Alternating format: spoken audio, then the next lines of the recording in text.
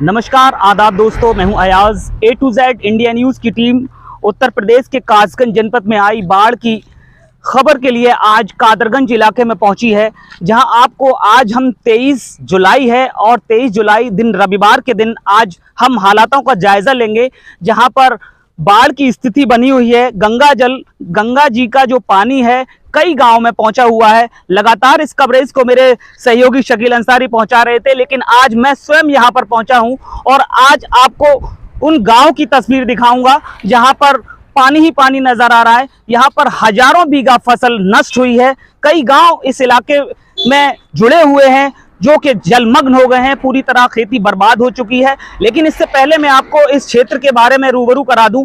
ये जो आप मेरे राइट हैंड पर देख रहे हैं, ये बरेली बदायूं के लिए ये मार्ग जाता है और मेरे लेफ्ट हैंड में आप जो देखेंगे ये मैनपुरी के लिए रास्ता जाता है। लेकिन इस इलाके में गंगा जी में अधिक पानी आने की वजह से और कई बांध टूटने की वजह से बाढ़ के हालात पैदा हो गए हैं। करीब 80 गांव इस बाढ़ की चपेट में है। तो आज मैं आपको हालात से रूबरू कराऊंगा और जानूंगा कि यहाँ पर क्या स्थिति है। कुछ ये भी बताया गया है कि कुछ जो ग्राम प्रधान हैं, उन्होंने इस इलाके के जो नज़दीकी गांव हैं, गंगा जी के बिल्कुल नज़दीक गांव हैं, उन्होंने उस इलाके को बचा लिया है। लेकिन सोचने और समझने की बात यह है, यहाँ से करीबन 7-8 किलोमीटर की दूरी पर जो गांव हैं, लेकिन उनको नहीं बचाया जा सका। तो ये बड़ा सवाल पैदा होना लाजमी इसलिए है क्योंकि जो बिल्कुल सटीक गांव हैं उनमें पानी नहीं है और जो यहाँ से दूर हैं उनमें पानी क्यों है, किसकी लापरवाही रही जिस वजह से ये हजारों बीघा फसल नष्ट हुई है। तो चलिए मैं आपको थोड़ा सा और बता दूं। ये राइट हैंड पे देखिए, ये जो मार्ग है ये बरेली बदायूं मार्ग है। इसमें राइट हैंड में नेथरा गांव पड़ता है और लेफ्ट हैंड में हम जब देखेंगे तो यहाँ पर कादरगंज गांव है। उसके आगे बढ़ेंगे तो यहाँ इंदा जसनपुर है। उसके अलावा यहाँ पर मेहोला गांव है। तो चलिए बढ़ते हैं, आपको दिखाते हैं A to Z India news पर स्थलीय खबर, जमीनी हकीकत कि यहाँ पर क्या है हालात।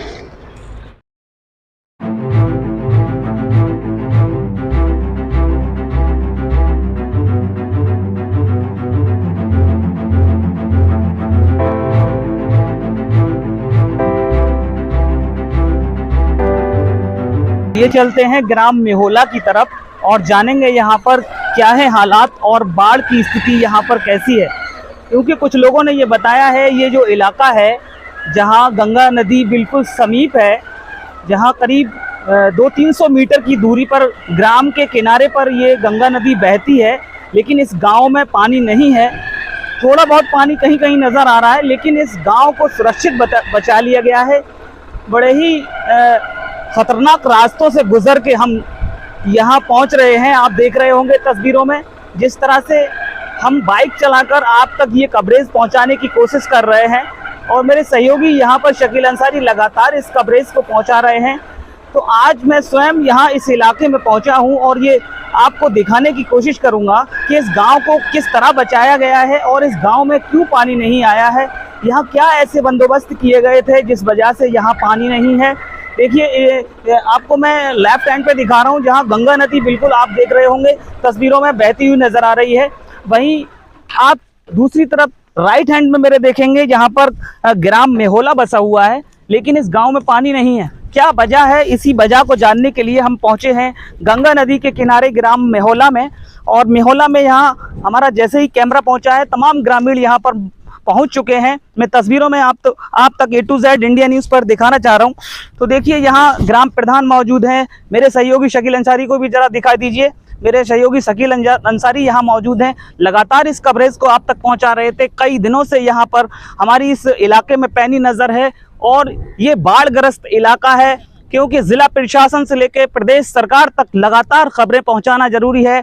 तमाम सामाजिक संगठनों तक ये खबरें पहुंचाना जरूरी है, क्योंकि जिस तरह हालात ख़राब होते हैं तो कहीं ना कहीं जो किसान है, किसान और जवान जिसको सरकार कहती है कि हमारी रीढ़ है, लेकिन एक तरफ किसान की स्थिति ख़राब होती हुई नज़र आ रही है। तो ये जिम्मेदारी हमारी भी है कि इन खबरों को उन शासन प्रशासन तक पहुँचाएँ और इन लोगों तक राहत पहुँचे। तो मैं शकील अंसारी से ये जानना चाहूँगा, इस इलाके को कैसे बचाया गया है। आप तस्वीरों में देख रहे हैं। आज आपको ये शायद ध्यान होगा कि हम पिछली वर्ष जो बरौना में जब बाढ़ आई थी, जो बांध कटा हुआ था, वहाँ जब हालात देखे हमने, फिर हम लोगों ने यहाँ इस गांव का भी दौरा किया था।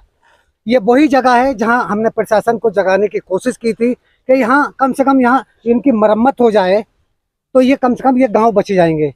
लेकिन वो ये गांव जो अधिकारी हैं इन गांव की तरफ उन्होंने नज़र भी नहीं करी। हमारी खबर का उस वक्त कोई असर नहीं हुआ।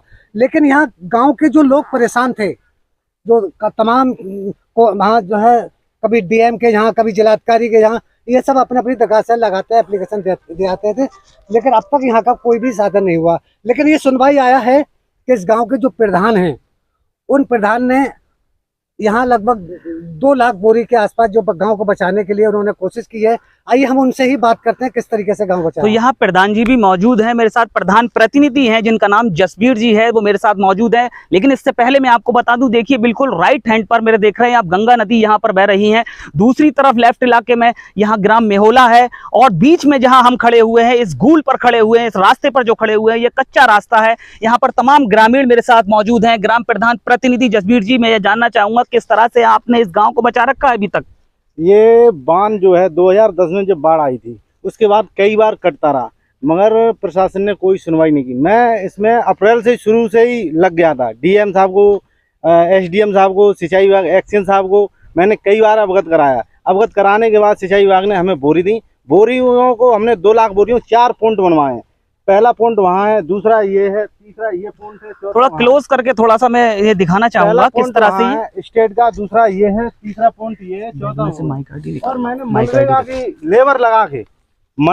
लेबर लगा के जून से ही, मई जून से ही स्टार्ट मैंने काम करा दिया। और जो मेरे पॉइंट बने थे, स्टेट बने थे, वो आज कारगर साबित हुए। उससे हमारा कटान भी रुका है, उससे कई गाँव बाढ़ से प्रभावित होते थे, वो भी बचे हैं। लगभग कितने गांव को आपने बचाया? 40 से 50 गांव आज हमारी जो बाढ़ से जो चले जाते थे बाढ़ में, वो आज सुरक्षित हैं इस बांध से। तो लगभग ये 40 गांव जो है, आप देखें इन प्रधान जी की जो है दिमाग, और इन्होंने अपनी सोच बनाई, और ये अधिकारियों के जहाँ चक्कर पर चक्कर काटते रहे और इनको कामयाबी भी मिली। और उस कामयाबी का नतीजा ये है कि कम से कम इन प्रधान जी की वजह से ये 40 गांव जो है यहाँ इन्होंने बचाए हैं। ये तस्वीर हमने आपको पिछले साल भी यहाँ की दिखाई थी, लेकिन इस साल आप देख सकते हैं ये लगभग 40 गांव बच चुके हैं। आज क्या पूछना चाहेंगे? मैं आपको ये बताना चाहूंगा अपने चैनल के माध्यम से और शासन प्रशासन के लोगों को, जिस तरह पिछली वर्ष यहाँ पर बांध कटा था बरौना पर, उसके बाद भी मैंने इस इलाके का यहाँ पर जायजा लिया था और ये यहाँ पर दिखाने की कोशिश की थी कि इस इलाके में राइट हैंड में जहाँ पर गंगा नदी बह रही है वो बिल्कुल बिल्कुल करीब में था। मैं आपको वो स्क्रीनशॉट भी इस वीडियो में दिखाऊंगा, जिस तरह से मैंने पिछले वर्ष वो खबर आपको दिखाई थी। और उसके बाद यहाँ पर ग्राम प्रधान ने अपनी जिम्मेदारी निभाते हुए उसको अमल में लाया और यहाँ पर करीब तकरीबन 30 से 40 गाँव को उन्होंने बचा लिया है। तो ये सोचने और ठोकर पे मौजूद है जो इस गांव के लोगों ने और इस गांव के प्रधान ने वो ठोकर जो बनाई है, इस ठोकर से यहाँ पानी टकराता है और दूसरी रास्ता पर अपना जो है रास्ता अपना लेता है। क्योंकि अगर ये ठोकर में पानी अगर दूसरी तरफ जो रास्ता बना लेता है, अगर ये ठोकर नहीं होती तो इसी बांध पर जो है, जैसे पिछले साल हमने दिखाया जो कटान हो रहा था, इस गांव में पानी जा रहा था। तो आपको मैं वो तस्वीर दिखा रहा हूँ, यहाँ पिछले साल भी हमने दिखाया था और ये वो तस्वीर है जो आप तक हम पहुंचा रहे हैं। और यहाँ इस गांव में इस बांध पर, कच्चे बांध पर हम किस तरीके से आ पाए हैं मोटरसाइकिल से, ये तो हम ही जानते हैं, क्योंकि यहाँ ना तो कोई रास्ता है ढंग की। हम ये बहुत ही मुसीबत से, बहुत ही परेशानियों में इस यहाँ जगह तक आ पाए हैं। जब हमें मोटरसाइकिल से इतनी परेशानी हुई तो इस गांव के लोगों को कितनी परेशानी होती होगी। प्रधान जी, आपने ये जो 4 ठोकरें बनाई हैं, इससे आपको काफी गाँव को राहत मिली है और दूसरी तरफ कई गांव जो है तबाह और बर्बाद हो गए हैं। हजारों बीघा जो है फसलें बर्बाद हो चुकी हैं। यहाँ प्रधानमंत्री जो बीमा योजना है उसका लोगों को फायदा मिलता है? नहीं मिलता है। क्यों नहीं मिलता? अब वो सरकार की वो है, सरकार इसका मुआवजा दिलाए। जब बीमा में पैसा कटता है तो हमको जब फसल मारी जाती है तो हमको फसल का बीमा भी मिलना चाहिए। नहीं मिलता है ना। कोई अधिकारी इसके लिए, जो कोई भी तहसील से ब्लॉक स्तर से कोई यहाँ समझाने के लिए आते हैं किसानों के लिए? नहीं। तो देखने की बात है, यहाँ हजारों, देखिए सबसे पहले किसान बर्बाद तबाह कैसे होता है, अगर बारिश नहीं होती है तो छुट्टा जानवरों से किसान की फसलें बर्बाद होती हैं। उनसे अगर बचा पाता है तो इस तरीके की जो आपदा आती है, जो बाढ़ें आती हैं, इसमें तबाह और बर्बाद हो जाता है। लेकिन यहाँ उन लोगों को, किसानों को जिनकी तबाह और फसलें हो जाती हैं, बर्बाद हो जाती हैं, उनको यहाँ फायदा नहीं मिलता है। या आइए हम और कुछ गांव के लोगों से पूछे। क्या बाबा जो है, कितनी उम्र है आपकी? 65 की आ रही है। क्या आपकी फसलें कभी बर्बाद हुई हैं इसमें? हर साल बर्बाद हो जाती हैं। हर साल होती हैं। तो कभी आपको जो है प्रधानमंत्री बीमा योजना की नहीं, जो भी कोई स्कीम है फायदा- उसका फायदा मिलता है? कोई फायदा कभी भी नहीं मिला। कभी नहीं मिला हुआ है। और पैसा बीमे का कटता है? पैसा भी कटता है बैंक से जो है। तो देखिए यहाँ उन किसानों को कोई भी फायदा नहीं मिलता जो यहाँ बीमे का पैसा भी करता है, लेकिन इनको फसल की कोई भी योजना नहीं मिलती। क्या नाम है आपका? गुड्डू सिंह, कहाँ रहते हो? ग्राम में होला। मेला में रहते हो। जी। और आप भैया जो है फावड़ा लेके कहाँ जा रहे हैं आप? यहीं आए हैं। अच्छा, ये आपने जो बांध अपने गांव को बचा लिया, कितनी मेहनत की? बहुत मेहनत आई है। तो इसको रखाने के लिए भी रात में आते हो? रखाना पड़ता है, रात में यहीं पे रहना है। तो रात में भी यहीं रहते हाँ, हैं? रात में यही रात है। तो देखिए यहाँ रात में भी यहाँ ये लोग जो है इस बांध को रखाते हैं, क्योंकि सिर्फ अपने गांव को बचाने के लिए। और यहाँ हमारे साथ में बहुत से गांव के लोग हैं और इनके चेहरे पे खुशी इस बात की है कि हमने लगभग 40 गांवों को बचा लिया। अगर यहाँ बांध ये कट जाता है, ये कच्चा बांध बना हुआ है, तो लगभग 40 गाँव इसके लपेटे में आ जाते। तो इसी कवरेज के दौरान मैं आपको आगे बता दूं, यहाँ जब हमारी टीम पहुंची है, कड़ी मशक्कत के बाद पहुंची है, क्योंकि कच्ची जो गूल है, कई खेतों के रास्ते हैं, कच्चे रास्ते से हम यहाँ पर पहुंचे हैं। हमने उन रास्तों को कभी नहीं देखा, लेकिन यहाँ पर लोगों से पूछते पूछते इस इलाके में पहुंचे, क्योंकि यहाँ लोगों ने ये बताया था कि गांव बिल्कुल गंगा नदी के बिल्कुल बराबर का गांव बचा हुआ है। तो यहाँ तक पहुंचना इसलिए जरूरी था कि यहाँ पर किस तरह से गांव को बचाया गया, किस तरह से जिम्मेदारी निभाई गई।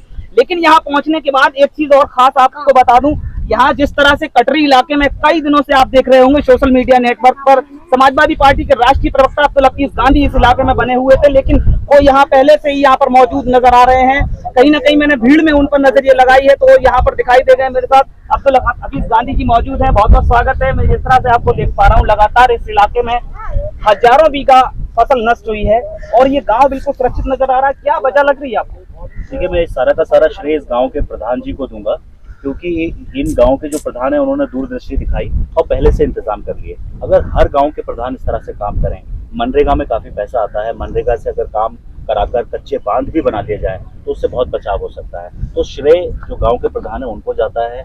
और दूसरी बात यह है कि सिंचाई विभाग को भी मैं श्रेय दूंगा कि जब सिंचाई विभाग तक ये बात पहुंची कि मेहुला में इस चीज की जरूरत है, तो 2 लाख बोरियां उन्होंने दी। तो मनरेगा और सिंचाई विभाग के प्रयास से यहाँ पर मेहुला में आपको जो काम दिखाई दे रहा है, जिससे ये हुआ कि गंगा जी ने अपना थोड़ा सा जो उनका जो बहाव है वो बदल लिया है। यहाँ पर बहुत सारी 2 लाख बोरियां यहाँ नीचे पड़ी हुई हैं। तो इसी तरह से अगर दूसरे गांव के प्रधान भी दूरदृष्टि दिखाएं तो इस इलाके को बचाया जा सकता है। एक बात मैं आपके चैनल के माध्यम से प्रशासन तक पहुँचाना चाहूंगा कि यहाँ पर बांधों की जरूरत है। कई ऐसी जगह हैं जहाँ बिल्कुल बांध नहीं है, यहाँ तो बांध आपको नहीं, यहीं पर मैं आपको रोकना चाहूंगा। जिस तरह से ये इस इलाके की तबाही और बर्बादी नजर आई है, खेत की फसल नष्ट हुई है, कहाँ कहाँ बांध टूटने की सूचना मिली थी और किस तरह यहाँ पर प्रबंध किए जा रहे हैं, पूरी जानकारी अपनी।